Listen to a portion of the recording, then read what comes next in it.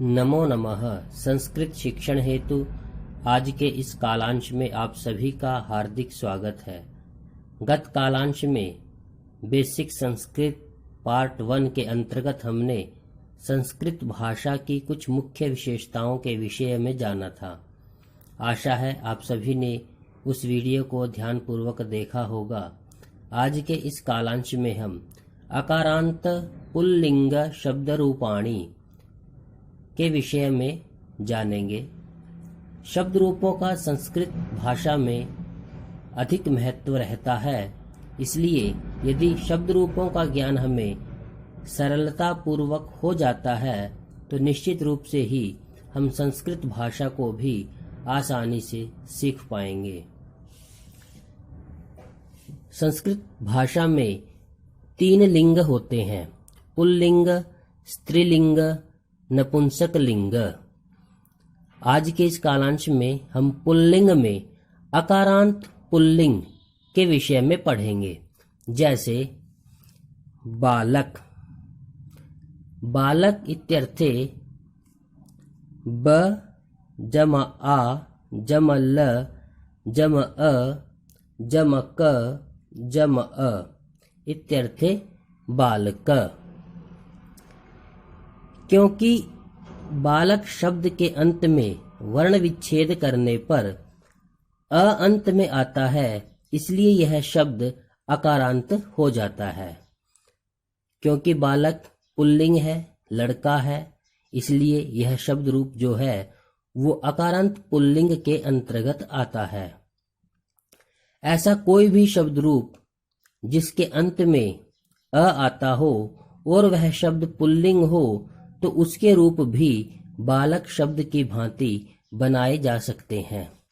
आइए हम समझने का प्रयास करते हैं कि इसका यह शब्द रूप किस प्रकार बना है। विभक्ति ही। शब्द रूपों में संज्ञा सर्वनाम 2 प्रकार से रूप चलते हैं। संज्ञा में 8 विभक्तियों का प्रयोग किया जाता है: प्रथमा, द्वितीया, तृतीया, चतुर्थी, पंचमी, षष्ठी, सप्तमी और संबोधनम। सर्वनाम प्रकरण में संबोधनम का प्रयोग नहीं होता है।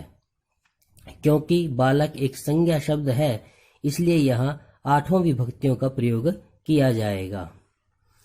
प्रथमा विभक्ति एकवचनम, द्विवचनम, बहुवचनम। इसके विषय में हम गत कालांश में जान चुके हैं कि संख्या 1 रहने पर एक वचन का प्रयोग होगा और संख्या 2 रहने पर द्विवचन का और संख्या 3 या 3 से अधिक हो जाने पर बहुवचन का प्रयोग होता है। प्रथमा विभक्ति बालकः, बालकौ, बालकाः। द्वितीया बालकं, बालकौ, बालकान्। तृतीया बालकेन, बालकाभ्यां, बालकैः। चतुर्थी बालकाय, बालकाभ्यां, बालकेभ्यः। पंचमी बालकात्, बालकाभ्यां, बालकेभ्यः। षष्ठी बालकस्य, बालकयोः, बालकानां। सप्तमी बालके, बालकयोः, बालकेषु। संबोधनम हे बालकः, हे बालकौ, हे बालकाः। प्रिय विद्यार्थियों, अभी हमने बालक शब्द का प्रयोग देखा। बालक एक अकारांत पुल्लिंग शब्द है।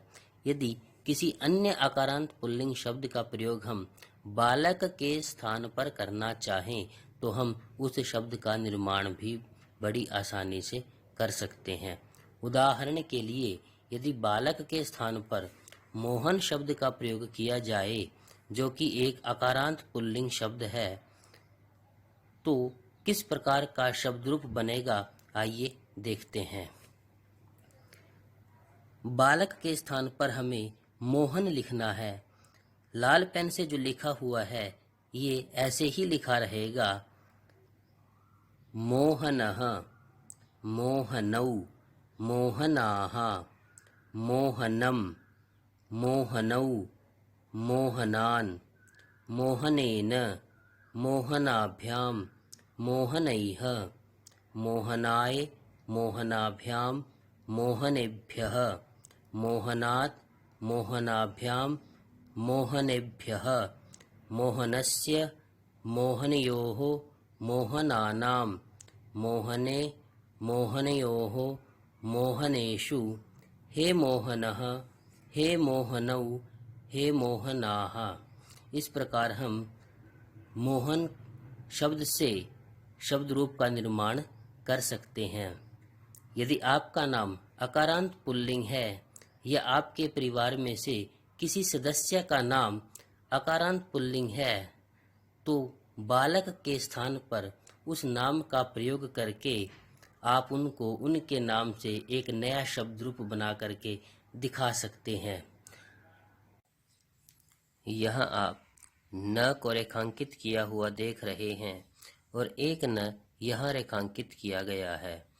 यह रेखांकन इसलिए किया गया है क्योंकि यदि आप ऐसे शब्द रूप का निर्माण कर रहे हैं जो अकारांत भी है पुल्लिंग भी है परंतु उसमें र अथवा श इन दोनों में से कोई एक वर्ण आ जाए तो तृतीय विभक्ति के एक वचन में और षष्ठी विभक्ति के बहुवचन में हमें कुछ परिवर्तन करना पड़ेगा। यह परिवर्तन हमेशा नहीं होता है, इसका अपना एक नियम है जिसके अंतर्गत हमें ऐसा करना पड़ता है। अर्थात न के स्थान पर ण का प्रयोग हो जाएगा। उदाहरण के लिए राम, यदि किसी का नाम राम है और वह बालक की तरह अपना शब्द रूप बनाना चाहता है तो र होने के कारण न के स्थान पर ण का प्रयोग होगा। जैसे रामेण, यह प्रयोग गलत होगा, रामेण इस प्रकार का प्रयोग सही होगा। षष्ठी विभक्ति के बहुवचन में रामानाम यह प्रयोग गलत होगा, रामाणाम इस प्रकार का प्रयोग सही होगा। आशा है कि आज आप आकारांत पुल्लिंग शब्द रूप का निर्माण करने का प्रयास अवश्य करेंगे। यदि वीडियो अच्छी लगे तो इसे लाइक कीजिए और चैनल को सब्सक्राइब कीजिए ताकि जब हम अगली वीडियो में स्त्रीलिंग शब्द रूपों की चर्चा करें तो आप आसानी से उस वीडियो को देख पाएं। नमो नमः।